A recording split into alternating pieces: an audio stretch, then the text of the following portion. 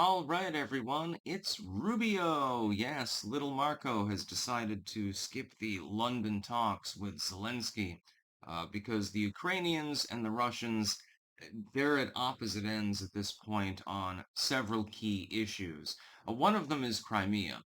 The basic premise of the Trump White House is basically, look, Crimea has been completely overrun. It's been overrun now for a decade. There is nothing that we can do about it. So you're going to have to recognize Russian control of Crimea. You don't really have a choice. What are you supposed to do about it? Are you going to literally invade Crimea? That's probably not going to happen. So, as part of peace talks, and I've talked about this myself, uh, the final plan should be Ukraine recognizes, and you can consider this unfortunate if you want. It depends on if you're Team Russia, Team Ukraine, or in my case, just Team America, and I don't give a shit. You have to recognize Russian control of Crimea. It is a prerequisite for any peace talks that are going to happen. That is going to have to be ceded. You can dicker over the other areas that Russia generally controls, Donbass and so forth.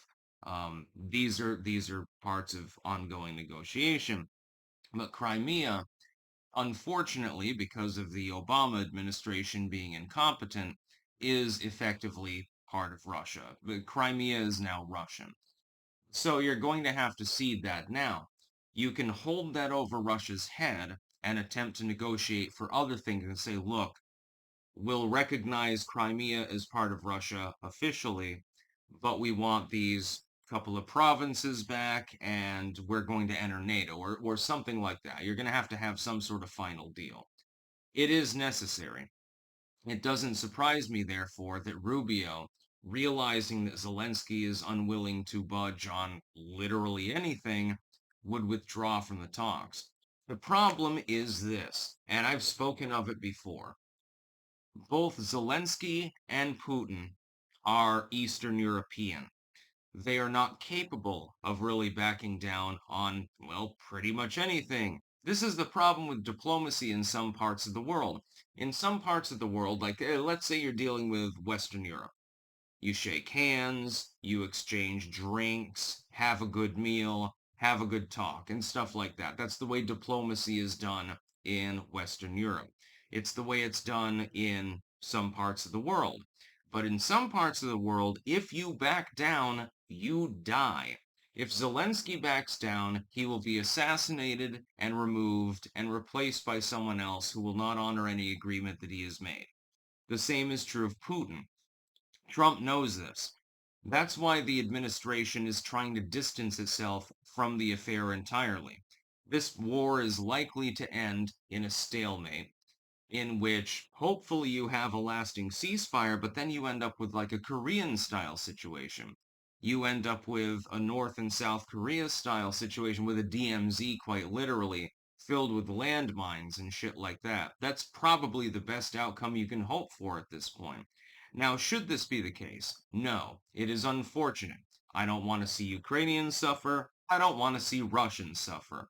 I wish that people would just lay down their guns, have an armistice, wander off the battlefield and say, you know what, fuck this. We're not going to fight anymore because it's basically a brothers' war. And that's literally what it is. That would be my hope, but it's not my expectation. Because again, you've got to understand these regimes tend to be on the authoritarian side. And so it's going to be real difficult for that sort of situation to happen. It's not going to, unfortunately. The U.S. can help broker peace. By the way, this is the other point. The U.S. can help broker peace within the region. And the hope is that peace breaks out. And therefore, Dick Cheney, he'll have another heart attack, I suppose. That's the hope. But it will take an extended amount of effort. You're going to have to put the carrot before the stick, probably. We've been giving Ukraine a bunch of carrots, and it has fought the Russians to a stalemate effectively, which is impressive, admittedly, considering Russia's considerably greater amount of manpower and logistic support. That's impressive. It took literally all of NATO to do this. Basically, it's a NATO war already anyway. But it is impressive that the Ukrainians have managed to hold their own, generally speaking.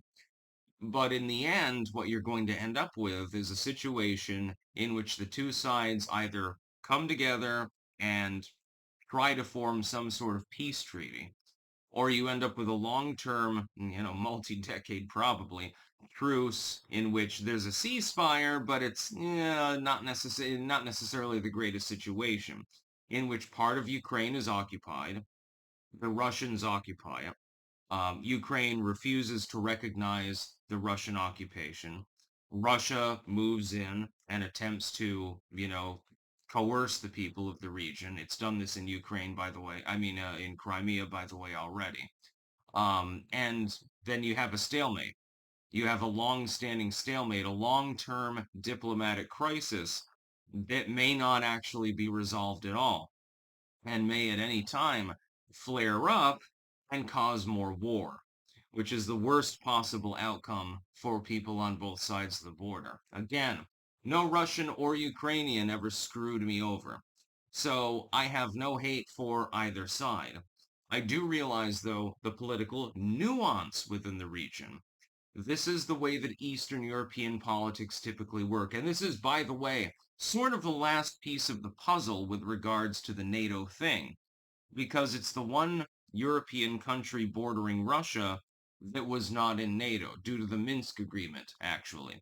The hope is, like, if I could unilaterally form a final deal, Ukraine recognizes the control of Crimea by Russia and the control of Donbass. Ukraine is returned the other three provinces that have been mostly overrun by Russia. Ukraine enters NATO, what's left of it, and in agreement, NATO says to Russia, we're not going to fuck you over. Don't worry about it. Crimea is effective. It's yours basically.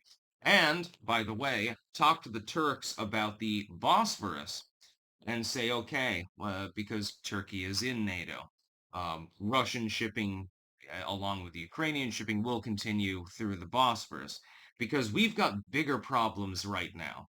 And a lot of people don't recognize this. The bigger problem is China, not Russia. Russia is becoming a little bit of a problem, but its capabilities have been depleted overall. And just like NATO's capabilities. Can't even give the Ukrainians enough goddamn bullets anyway. So we've got some issues because our military was badly depleted through years of neglect. Our capabilities are a bit more limited than they should be.